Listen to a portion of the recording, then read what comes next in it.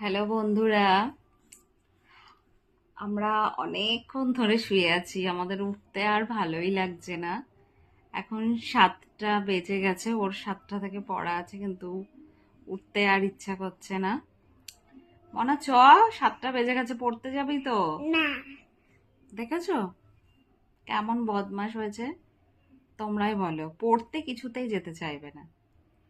সব ভালো লাগে তাই না? খেলতে ঘুরতে, হ্যাঁ, পড়তে ভালো লাগে না না? না। চলো, মিস বকবে কিন্তু। না, আমি যাবো না। চলো, না। দোকান থেকে কিনে দেবো চিপস। মা, আমি যাবো না বলতে।